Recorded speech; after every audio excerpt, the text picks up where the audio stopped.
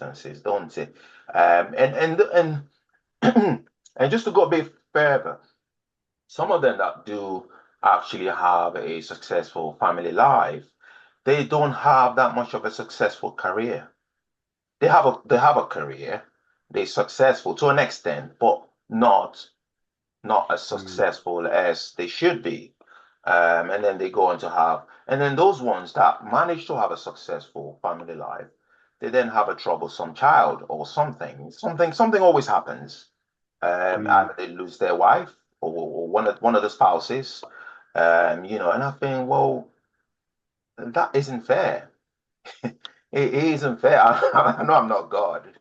I'm not blaming God for anything, but I'm just saying, I think Taylor Swift deserves to be happy. Now, I don't know why or the reason behind their breakup, but you did say something that caught my attention, and I just wanted to just expatiate on that by saying, are you saying that they should, two famous people shouldn't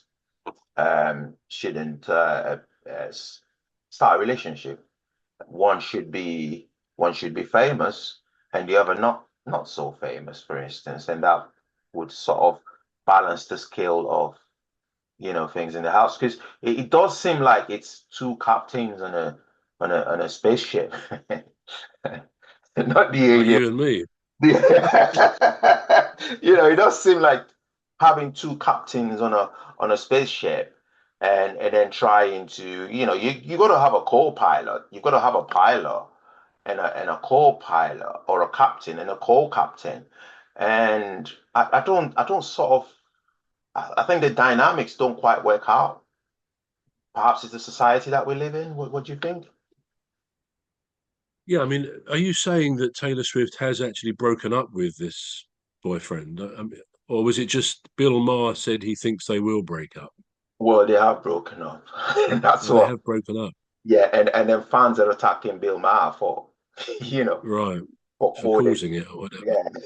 Yeah, I mean, Yeah. I think it's interesting what you say because the first thing I would say in response to the idea that, why can't somebody have a very successful career in whatever they do and a very successful home life, etc.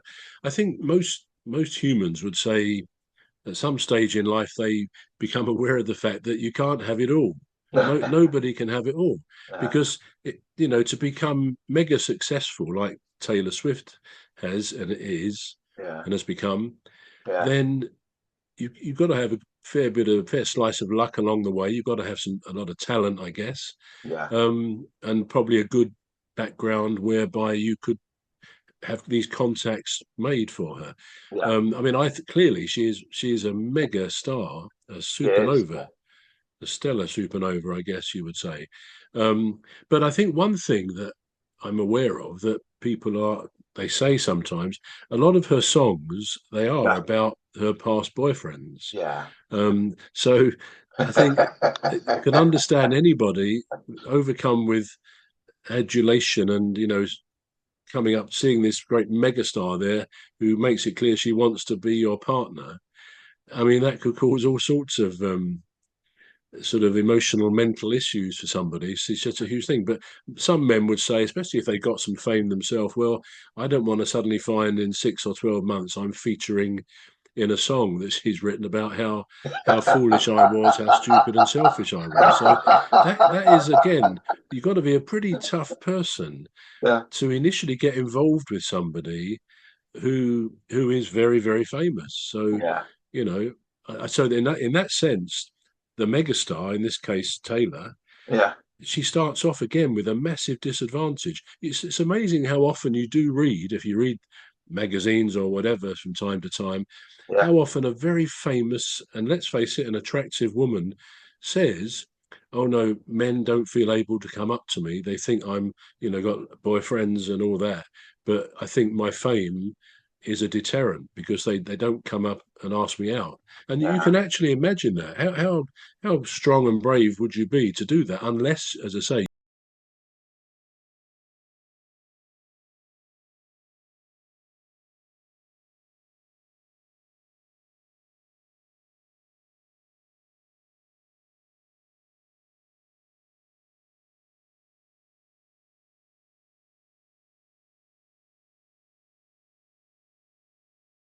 how strong and brave would you be to do that? Unless, as I say, you were very well known yourself. So, Yeah, but yeah, so I don't think I feel sorry for. I think these mega famous people, I don't feel sorry for them. I mean, unless they have some particular mishap in life yeah, where compassion is a good thing. yeah. But no, I think it's a bit like Premier League footballers. I love watching football, but I'm not particularly sorry if they don't get called up for England or they get dropped by their manager, because they only need to go home and look at their bank statement, their bank account, and they'll realise life is pretty good. True, isn't it? Money isn't everything. I'm not in any way saying that, but it does cushion a few blows in life, doesn't it? Yeah. When I was growing up, and people used to say, money can't buy you love, I used to think, what a load of rubbish, you know. I know it's not a load of rubbish at all. I mean, it was a Beatles song, wasn't it? Can't buy me love, and yeah, I think that's right. I mean, it's well known that people are attracted, probably both men and women, to the opposite gender where there's money. You Yeah, know, we call it gold digging or not, but I yeah, think a person who's very wealthy yeah, will attract a lot more of the opposite sex than someone who isn't. I mean, that's one of the well-known features of relationships. And of course, it often turns out that they're not particularly well suited, because if the original attraction was money, then that won't necessarily last as a means of keeping people together. But I yeah. think it's definitely it helps someone to find a partner if they are very wealthy. Yeah, well, that's true. That's true. Yeah, and you know what just came to my mind? Because you obviously you mentioned about the fact that, which is true actually, the fact that Taylor Swift, would then write about her past relationships in a song. I wonder if this would inspire. This would Wonder inspire if what? if this would inspire another Yeah. song, for instance. You know. Well, yeah, it probably would, wouldn't it? Yeah. Not necessarily to the detriment of the boyfriend, the ex-boyfriend, Yeah. but I mean, yeah, I actually, I suppose I have some empathy in that situation. It's not the word, but some understanding of that, because I think writing a song about to or for somebody Yeah. is a very good way of self-expression.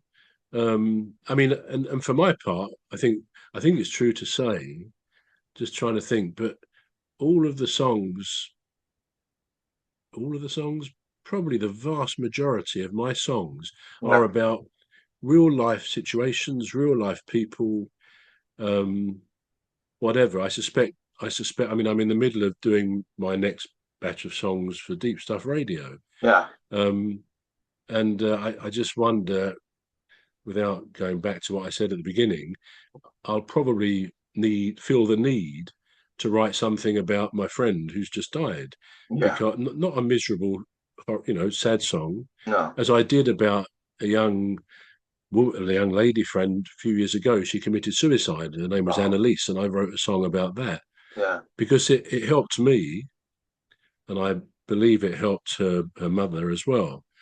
So yeah, I think Taylor Swift gets inspiration from writing about someone, and I don't know all those songs about her boyfriends. The ones I have heard, they seem to be not unpleasant. Yeah. If that's how she gets her inspiration, I think that's great. I think Yeah. that's good, and do it. I mean, I sometimes think to myself, I don't ever really have a problem when I sit down to write music. I can go a month, 6 weeks and I know I'm not in a creative frame of mind. So Yeah. I still play the piano, strum the guitar, just to keep the fingers working in the right way. Yeah. But I know when I then think, right, I'm now ready, and it's usually a month, 6 weeks, 2 months after I've finished another